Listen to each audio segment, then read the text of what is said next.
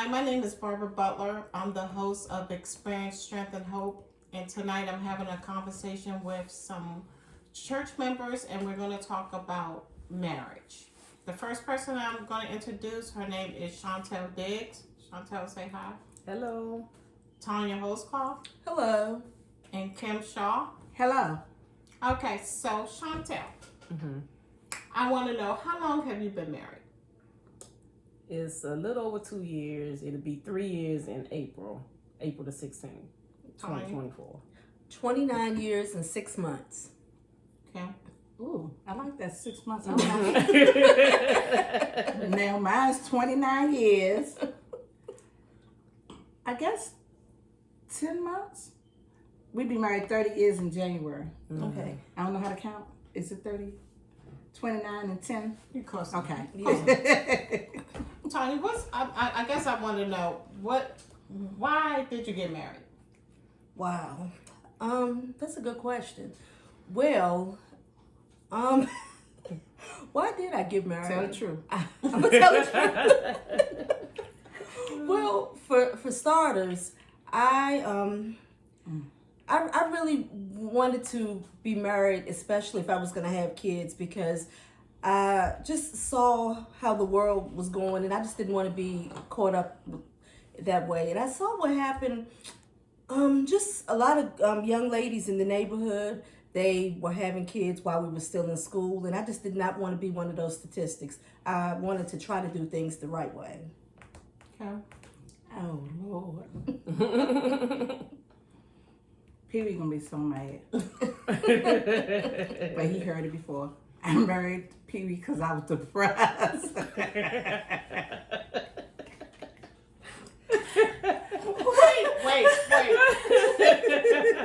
Wait. You was depressed, I was. and you said let's get married. No, okay, so I was like Tanya. I didn't want to be a statistic, but I already had 2 children. And when I met Pee-wee, I told him I didn't want to have no more children unless I was married. Really, I didn't want no more children. So I got pregnant. We planned to be married, and I got pregnant. So Pee-wee said, I know how you feel. Do you want to get married before the baby's born? And I said, no, we can wait. So the baby was supposed to be born in November, and we were going to get married in January. Unfortunately, the baby passed away, stillborn. And Pee-wee said, do you still want to get married?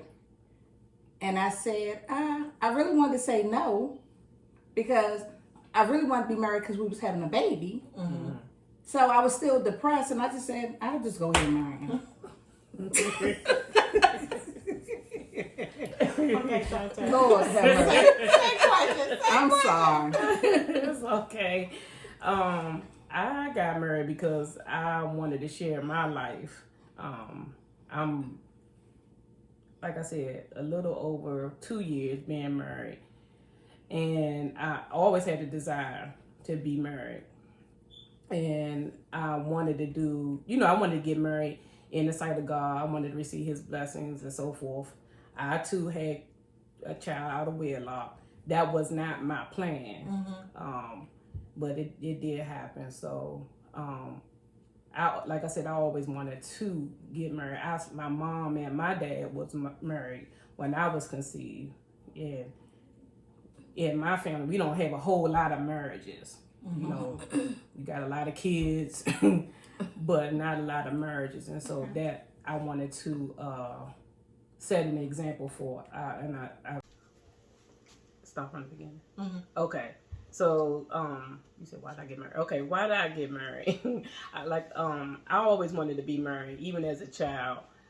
Always wanted to share my life with a companion, with a spouse. I always wanted a spouse. That was always a desire for me. I always wanted to do it God's way. Although I did have a child out of wedlock, I did wanted to, have a spouse and to, share my life. I had hoped to have gotten married sooner in life, but God had another plan. So, but I am enjoying being married to my spouse. Yeah. Wait till she get to the next question. Okay, so now my next question is marriage what you thought it was going to be? Is it what you imagined that it was going to be? Who you ask?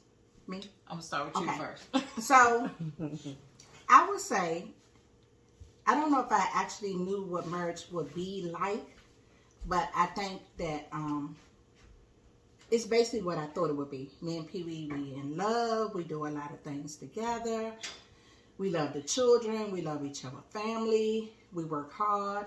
We're not selfish with one another. We don't really have big fights. We're not perfect. It's that sounds like it's good, but we're not perfect. But we don't have. It's not.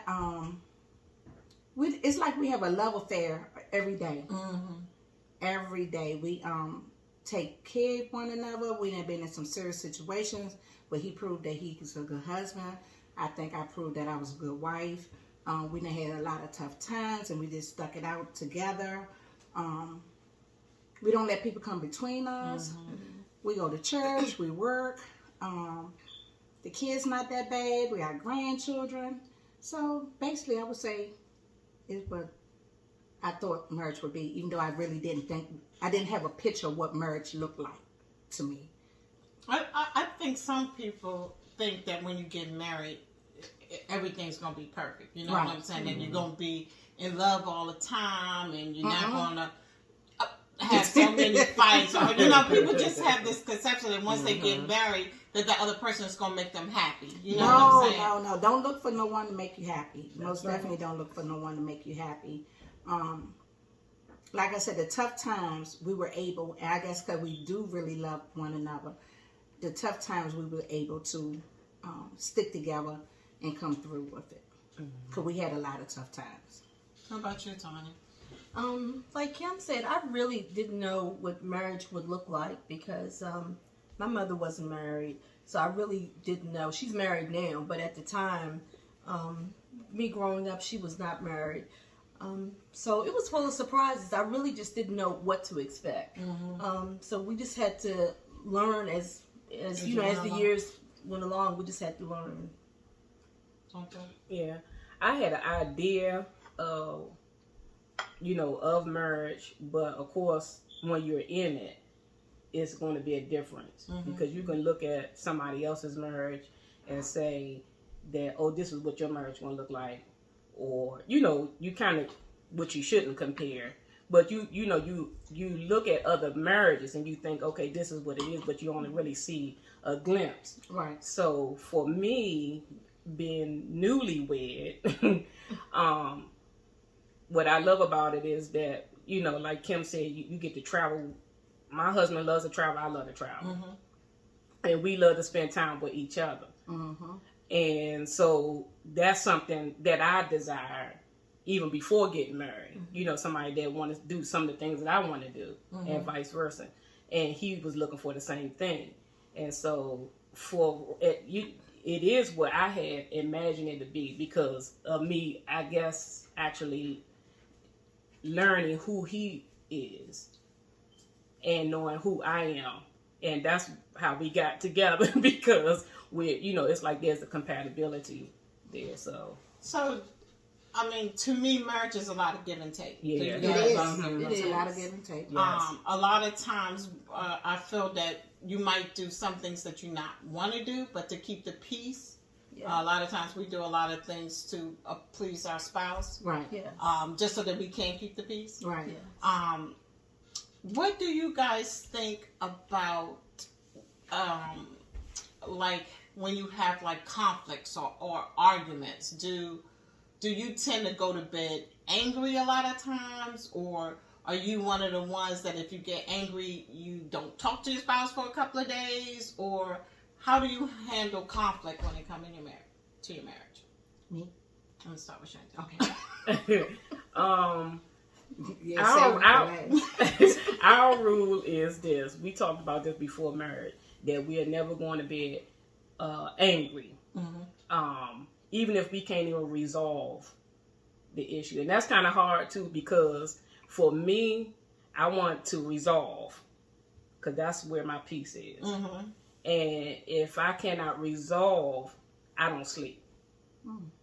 And so my husband, on the other hand, he processes things. It may not take him a long time, but he's quickly to want to come together. But sometimes sometimes I'm like, we need to get this, we need to talk about this right away. I wonder too, like, to me, sometimes I feel like men try to, they feel like sometimes if we don't talk about it, that the problem that it'll go away.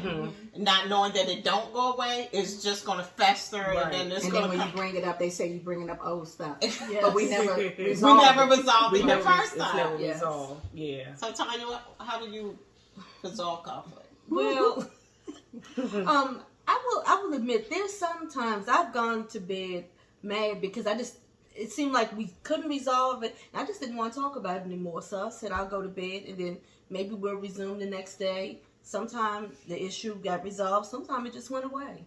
So I don't know. It's just really that's just really not an easy answer because it depends on what the situation is. Right. That's true too. Yeah. Kim? Lord have mercy. Maybe you for last. Baby, I was the worst. I will be mad for days. Days can turn to weeks, and weeks might turn to a month. I will hold a grudge. And if he not giving me the right answers, I don't want to hear it. I know what I want you to say to me. And I was terrible with that. I was terrible with that for probably about, if we've been married 29 years, probably 20 years.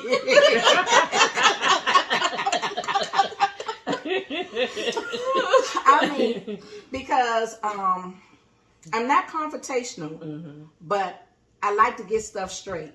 And I'm kind of like in control. Pee-wee, totally opposite. He's calm. He don't want to argue. He don't want a lot of drama. But he's not going to settle the situation also.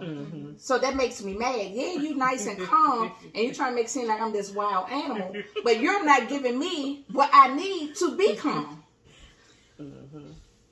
So that's something I was talking to Chantel about earlier. Sometimes when, as a woman, if you are controlling or you take the lead on a lot of things in the house, sometimes men feel like you don't allow them to be the man. That you want to control everything in the house, and you want to tell them what to do. Right. Some of them need to be told what to do.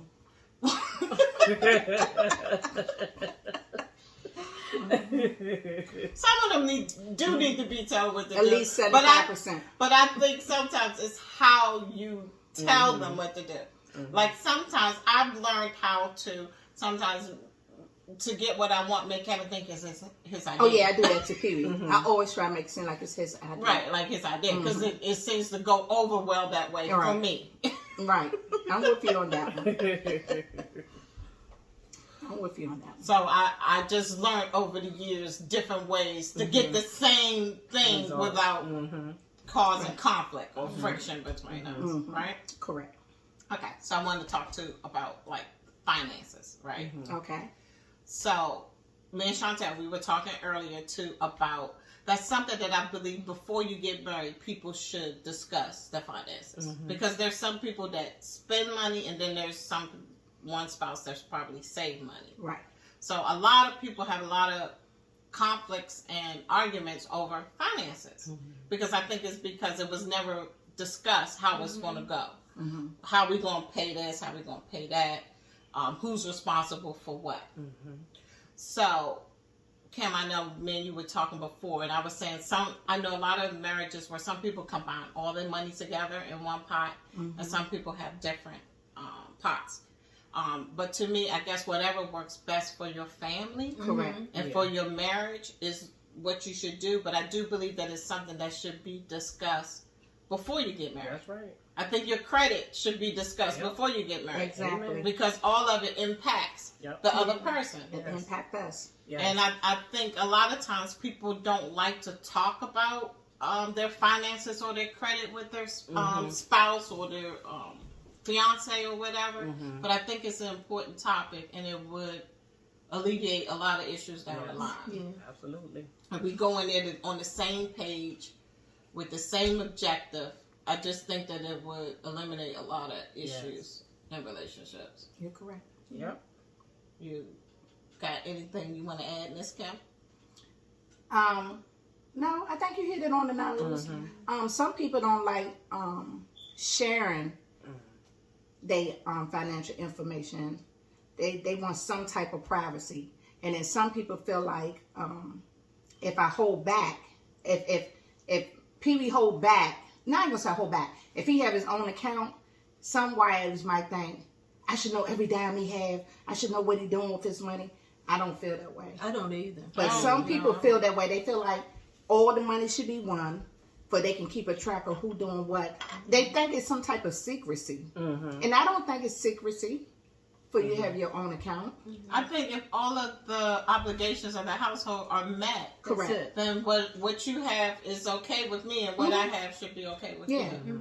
As I'm long not as gonna ask nothing you is for no lacking money. in the house, right? Okay. So Well, can I add this? Sure. So, because I told you the other day on the phone. So Pee Wee said that I'm hard-headed. And I said, no, I'm grown. It's a different. Kids are hard-headed. Grown people do what they want to do if it's right or wrong. Right. So he said, for years he been trying to get me to give him my check. Like your paycheck. My paycheck. That you work. Yeah. That who work? That you work. Yeah. And they put one person's name on it. And he said that he just think that I should give it to him, and then he paid all the bills with both our money, and then then he'll break it down. Who have separate money? If you get $200 a week, I get $200 a week. And I told him that's not gonna work. I've been saying that for 29 years. So I've never done it. So that's where. Can I say? Yeah, go ahead. That's where it's different for, like you said, it's different for everybody. Because some people will say, well, it should be all combined. Right. But depending on the makeup of that family, and also I would say their beliefs, because I believe that when you become one with your spouse, then everything is together. There's no separate nothing. So you don't have a separate savings account? I have a separate, and we have a separate. We have a joint. Yeah. So I'm not looking at what he has in it, although I do have access to it. Correct. So I'm not looking, what can I get out of it? Because Right. he has things that he's responsible for, Right. and I have things that we have responsible. Before we got married, we talked about finances, and it was brought to us that the person who's the strongest in handling the finances should be the one handling Right. certain things. So if you have one party that's weak, they spend a spender. Right. Like for instance, my husband, he writes down everything. I don't do that, but I'm not Irresponsible. I'm not irresponsible. Right. But he just have a He better just track like to record. dictate Yeah. how everything needs to be. He wants to see where the money is going to. He Right. wants to account for it. And that's a good thing. That's a good thing. He's what that teaches me to be accountable to the finances too, because I don't do it that way, although I know where the money going in. But say like for instance, I'm talking about down to $2. He wants to know where this $2 went to. Like say it went on this can, this Coca-Cola, right? But it also taught me, because I was like, babe, you count down. You was like, you could be an accountant, But it's good because if we're working towards a goal, we need to see where the money is going. Right. Because it's easy to waste money. It's easy to waste money. So It is. I'm learning that from him. Mm-hmm. But like I said, when we went to counseling, that was laid out on the table. I found we had to count up the cost, everything. I mean, past stuff, anything that was in the past. On my student loans, I was like, oh no, I gotta tell him how much y'all on student loans. He may not want to marry me out of these student loans, and it's in some kind of way, like you said, some people don't want to talk about it because it's embarrassing. Right. But you got to put it out there and let the chip fall where it may, because you don't want something later on. Hey, I owe $100,000 in student loan. You didn't tell me that, Right. And then we have if our accounts are joint, and God forbid they try to garnish, Right, you know what I'm right, saying, yeah. and then your spouse doesn't know anything you about have him. your own account. Exactly. How much do you want that? Exactly. You know what? I love you, but just in case we talking about the future, just in case something happens, they can get all our money. Exactly. We're gonna have another account for him. Exactly. So yeah, it's important to talk about. So, I mean, do you guys think that counseling is important before you get married? Oh yes. Yes. I mean, because a lot of people don't. You Yes. know what I'm saying? A lot of I people. think it's important before and during. Yes. Yes. I agree. I think it's important during the marriage too. Absolutely. But I tend to realize that men sometimes don't like to go to counseling. Right. Men don't like for somebody else to tell them what to do. You know what I'm saying? Unfortunately, I was that person. I was like, we live in the same house. We don't want to know the problem. Why we can't talk about? You want to go somewhere for somebody else to tell us something? Because you know why? Because you don't want to listen to what I want to say. You want to listen to what somebody else. And then lies the problem. Right. They gonna lie is the problem. I'm taking control of everything. And you want somebody else to tell you, you want to listen to them before you listen to me. Can we be quiet? Be quiet. So I think it's necessary before and during. Oh yeah. I think everything should be laid out on the table. Because, I tell Kevin all the time, when you first start dating somebody, sometimes I feel like the representative show up. They do. Do you know what I'm Yeah. saying? And I always used to say when we were dating, I don't want to see the representative. I want to see the real Kevin. Right. I don't want the person that's bringing me cars, doing flowers in the beginning, and then when we like 5 years in, you're not doing that no more. Exactly. So I want to see the real person in the beginning. I don't want to see the representative. And I feel like that's the case that when you don't share all of the important information about your finances, about your credit, that you're not being truthful on if it's baggage or whatever it is that you bring in to the table. Right? Yeah. Okay. Yeah. So now I want to talk about sex, right? Because me and Kim had this conversation with Lord, you and we had the conversation because Pee Wee crazy. Well, Pee-wee, that came since it was your husband. You asked the lady. You put up the one finger. I'm out. Since it was your husband, you tell the ladies and get their opinion on how they feel. Okay, that's good. Instead of me saying instead of saying the answer, Pee Wee always asks married people, how long should a sex session last? As long as it needs to last. Right. Wait a minute. No. Now give me something like a regular, on a normal. How long should it last? You want a time frame? Yeah. Because men see things different than we do. So we want to see what you guys think. Go ahead and tell the truth, Tony. I'm gonna tell you Tell the truth. Tony, we want you to go first. I'm gonna drink and I'm gonna go first. I'll be your bodyguard. I'll take you home. Oh gosh.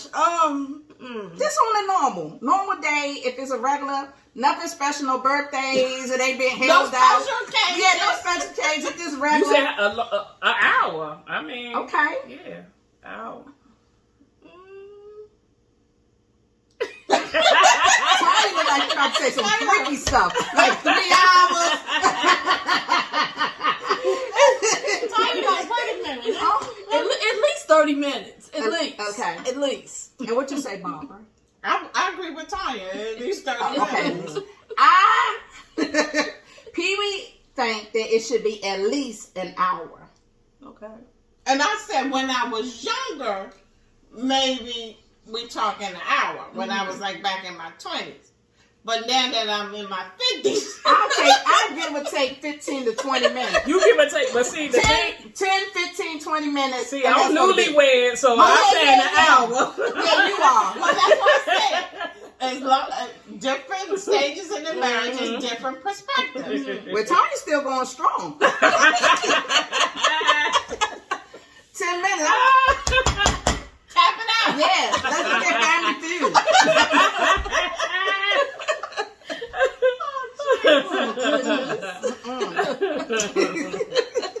No, siree. I don't understand it. So So what's your advice to someone that's thinking about getting married? What would you say to them? Me? Yeah. Oh, that's good since my daughter's getting married. Yeah. I really think that you need to find out if you're comparable with one another, because you'll start having an argument and separation over small things.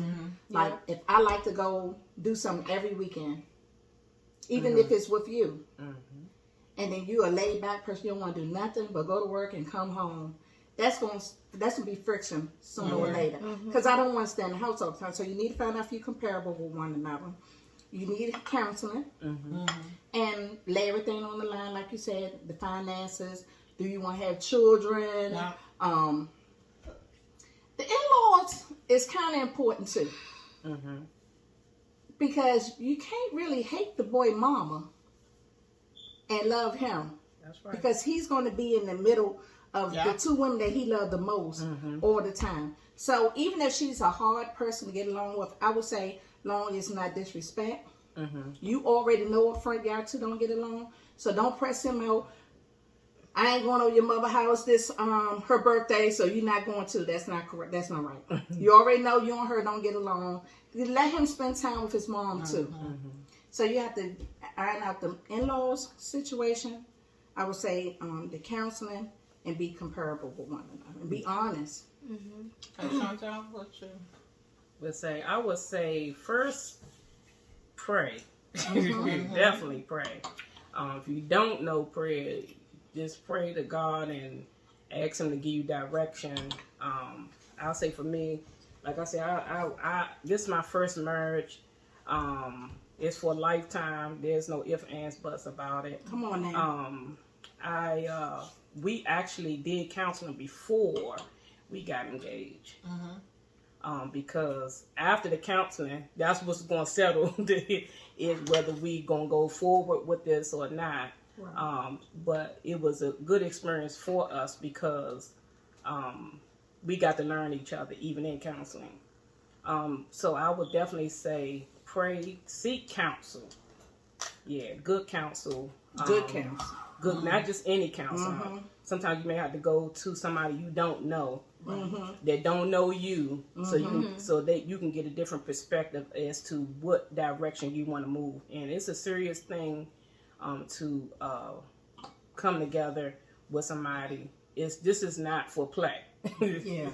This is marriage is hard work. It's a lifetime commitment. Yeah. So consider everything, like Barbara said. You got to count up the cost, even in your marriage, or what you want to do.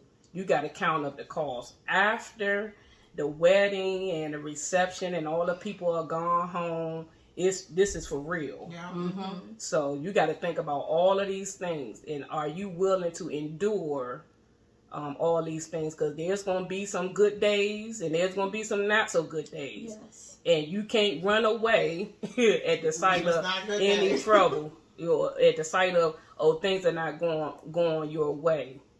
So you got it. It's not for the faint at heart. I would say that. So yeah. So I know it's your turn. You just made me think of something I tell people, and they get mad at me all the time when they be like, "Well, we separate," and I be like, "So why you separating?" They be like, "I'm just unhappy. I'm not happy anymore." I said, "Well, nowhere in your vows did it say that you were gonna be happy." They get so mad at me. So I'm supposed to be in something I'm not happy. I said, "That's what you stood up and said." Yeah. Yeah. To death do you part. That's what you For better or got. for worse. Yeah. You just You're need in to the find out- worst part. You're in the worst. Yeah. It's not gonna be worse All the always. time. That's right. Yeah. So Yeah. that bothers me when people say I'm just not happy anymore. Well, you're gonna break up your whole family, your whole home, for your selfishness that you're not happy. Yes. Work it out. Work it out. Work it out. It may not be, and it may take 2 or 3 years. You still together. It worked out. I didn't seen it happen. I just wanted to say that. Yeah, that's good. I'll say, well, our son got married 2 years ago. So, we were just trying to give him not just advice, godly advice of, for starters, don't pull a lot of people in your business. They don't need to know what's going Oh, on. girl, say it again. They don't need to know Say it what's again. going on. So that was the first thing we told, our son when he said he was getting married, because even family, they will say they're happy for you, but they want to just, get in the midst of everything. And the next thing you know, they don't broke up before they even got married. Exactly. So keep people out of your business. Discuss things among yourself. So that was some of the things that we told our son. They did get counseling at their church and everything. And that was it. The main thing, just have, open discussions about stuff. And we try to tell them things that we should have done early on that we didn't do. So, he wouldn't make the same mistakes that, that we did. And I tend to have problems listening to or getting advice to somebody that's not married. Because I'm like, how you going to tell me to, because people that's not married, perspective is totally different than if I talk to somebody that's married. You know what I'm saying? They'll quickly tell you what they're not going to do. I wouldn't put up with that. I wouldn't do this. Where someone that's married will come to me and say, yeah, you need to pray. You need to seek counseling, hold out, and read the scripture. I mean, the advice is different when you seek it from a single person versus a married person. That's good. So I don't know if you guys ever dealt with kids outside of your spouse, right? Like, so I had it. Okay, so how do you feel about so you're currently married to your husband, and the previous baby mama calls your husband and asks them for money, but the child is an adult. So the child is an adult. Yeah. So how do you feel about that? Who? Me? Not you, Karen. I mean, you're gonna be last. Okay, well, I can't answer that because I'll answer. I can answer it. I have. I mean, it might not pertain to you, but I just want your thoughts on it. Yeah. It doesn't make sense if the child is an adult. Why are you calling asking for money? I mean, for what? For yourself? Because if the child's an adult, child support is cut off. Yeah, but I feel what makes you comfortable enough to call the person and ask them for money. Because you're meddling. You're unhappy, so you want to create unhappiness in his home, his or her home. I believe that. Yep. I agree. Okay, that's what you... I would say that, because we have combined family. So we have 3 children. But that has not happened because we already told them. There was a discussion, like, in counseling, how we was going to handle the situation with the children that's underage, right, with the parents. So that's already set. But as far as adult, the adult, yeah, the adult, yeah, that's not. No, I think I'll say this. When we got married, my son's father, who I don't have no communication with, none. But when I got married, all of a sudden he come a text message. Yeah, so I told my husband, because there's no secret, right. It's nothing, because it's nothing. Right. So when it's nothing, you can talk about it. Right. And I'm like, what is this? But I knew spiritually, I was like, okay, I already know what this is, blah. Right. And the only reason why he had the number is because my son was in the hospital some years ago. So, and I'm just like, okay. And then the same thing happened with my husband, with our son. And, it was kind of like, okay, what's going on? But we both was already in tune to what was taking place. So we just don't respond like I didn't respond. I just hit block. And I never had that problem again. But do you think the person who's receiving the messages or the calls or whatever should put that other person in their place? Me, when that happened, when he reached out to me, I didn't feel, first of all, I was like, you never call anyway.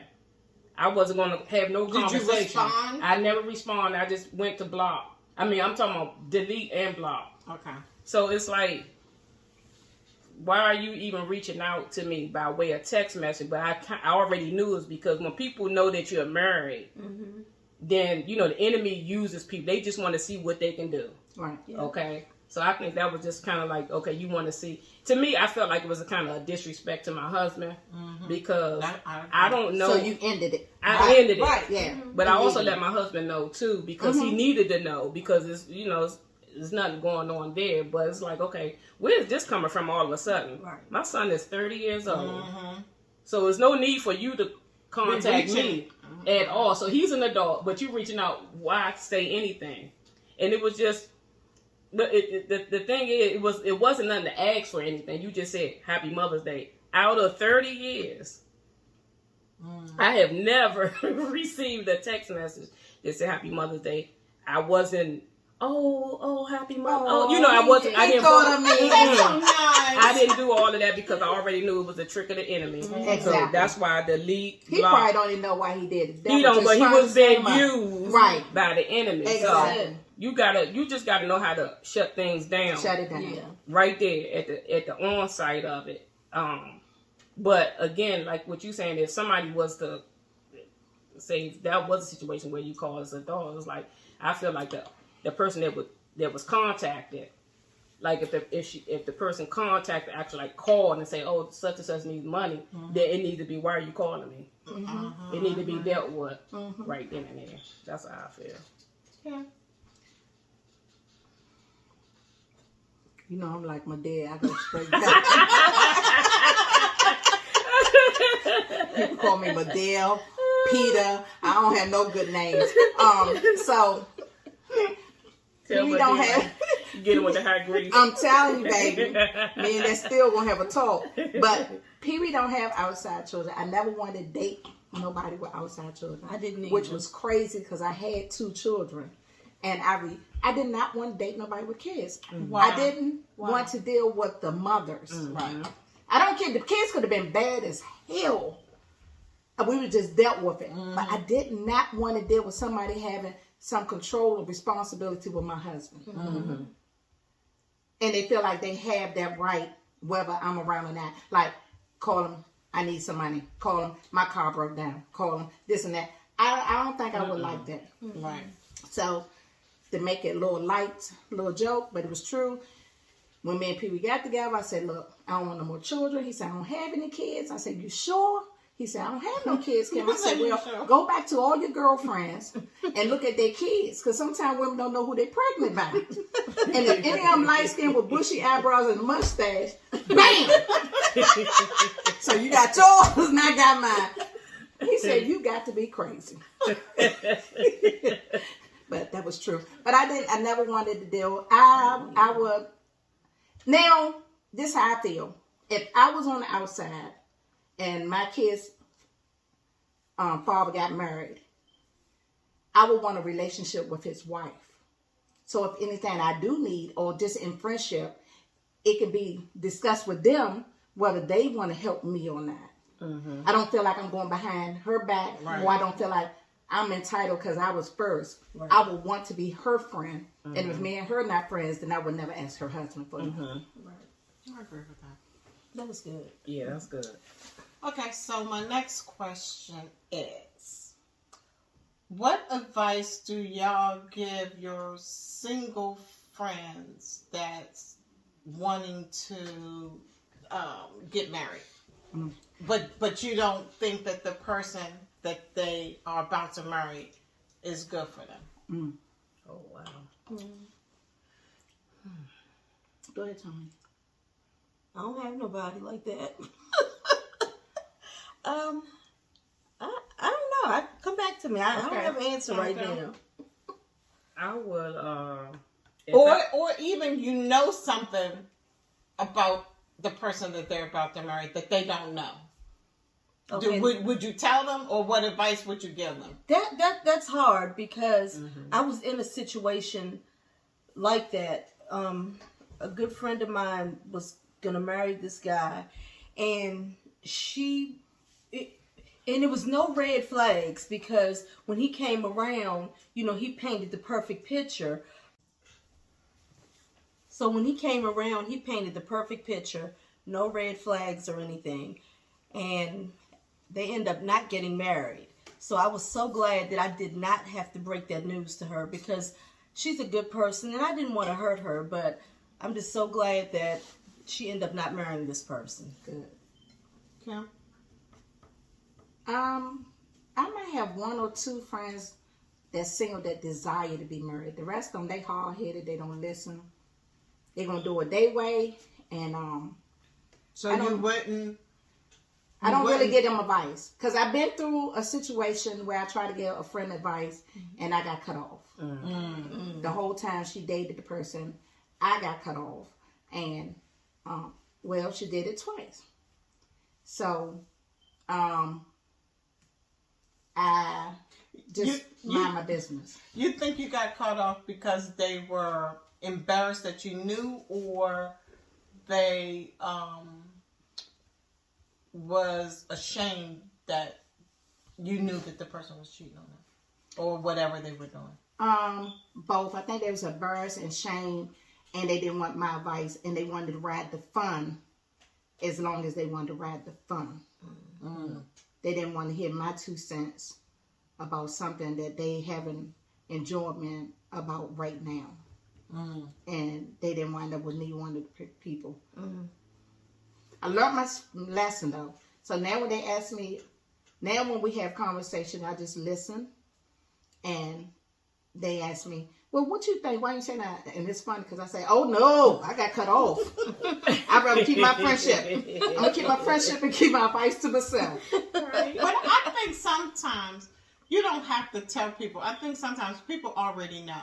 You know if your spouse is off or doing something, or their routine has changed. Sometimes you don't have to tell somebody. They already know that their spouse is out doing whatever it is. But it did hurt me, because I'm that friend, whether you're in something that I don't like, I'm still going to be your friend. And I'm not going to talk about that dude that bad unless he beating you up or something. Right. Because you know how much you want to tolerate. And you know, for whatever purpose or scam you got going on in your head, what you want. So that hurt me, because I was like, I would have never judged them. I would never judge them, you know. But I think sometimes, when you tell people what's going on in your marriage or your relationships, a lot of time you've forgiven the person, but your family and your friends haven't. They hold the grudge against the person for a long time, just like they waiting for them to do something else, so that they can say, I knew it. I knew you shouldn't have come back with him, when you shouldn't have forgave him. And I tell them what I know about them. So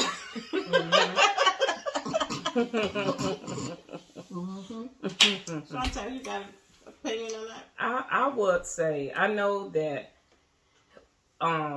if someone single desiring to be married, I would tell that person to go to counseling first. And the reason why I say go to counseling first, because counseling is interactive, and although you still have the decision of whether you want to go, like him said, it's still up to the person whether they want to proceed or not.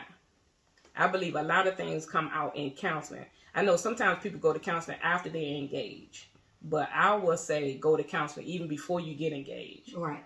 Because a lot of things come out in counseling, and you would know, okay, even if the person is withholding something, they don't want to express.